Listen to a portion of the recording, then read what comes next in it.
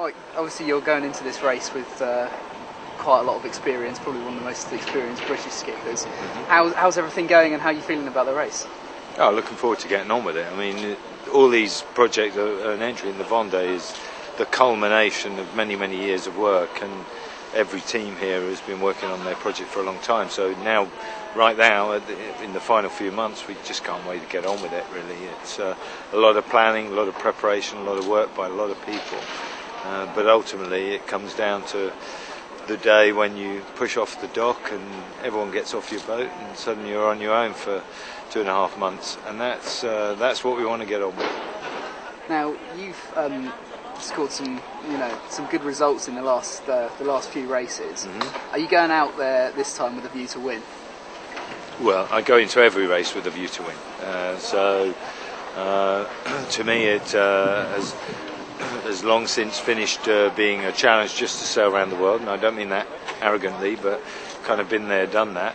Now the objective is to try and do it better, faster, quicker, etc. So yes, always with a view to winning, but that doesn't diminish the fact that it is a great adventure. Each and every Vendée is completely different to the previous one. Every passage is completely different.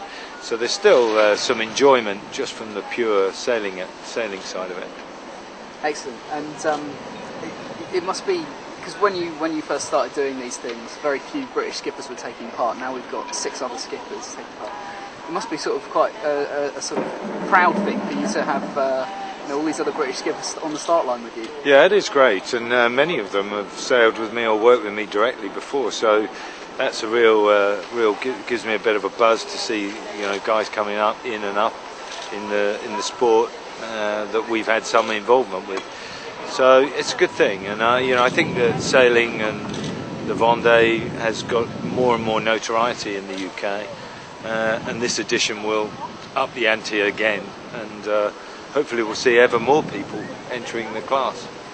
You were saying about sort of upping the ante, and there's a lot of new boats on the start line, and you've got a fairly new boat yourself. Yeah. How have things changed since you first started racing? Oh well, I began racing initially back in the 80s with my own boats, so it's changed tremendously for me. But this class has always been cutting edge, and since I started racing in Open 60s, it's always been cutting edge. The boats I sailed in 1998 on the Around the World race were pretty extreme at that point, pretty scary. Even though I've got all the experience I've got, the new boats are still extreme and still scary, so the whole game has just moved up.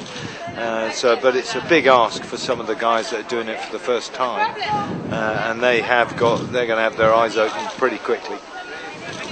Now, with all your sort of experience, and you've been down the Southern Oceans numerous times and stuff, do you still get sort of apprehensive? Does it still scare you? Absolutely it does. I think you can't go in the Southern Ocean without having a certain amount of fear, healthy fear. At the end of the day, you can't control everything that happens down there. You're nominally the skipper of a very powerful, very large boat on a huge ocean, which isn't completely empty. There are icebergs, there are gales, there are storms, there are monster waves. All those things you're going to see during a 2.5 month round the world voyage, and you're going to have to contend with each and every one of them. You're going to have gear failure, you're going to have things that you think you can't cope with, you're going to have to cope with because there's no one else there. So absolutely, before the start, of course you're worried about those things, but if we worried too much about them, you wouldn't be in this game, and you just have to press on, take each day as it comes and deal with it, and come out the other end with something very significant under your belt. Okay, and just finally, sum up then, sort of in a nutshell, what this Vendée means to you. This Vendée is as important as any other race I've done, but perhaps more so because I want to see a better result. A better result for me is going to be quite difficult because I was third last time, which is a good result.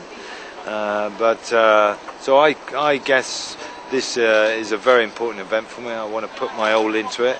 I realise that potentially it might be the last time I ever do the Vendée, so I don't intend to miss a trick. I intend to pull out all the stops and do the very best job I can.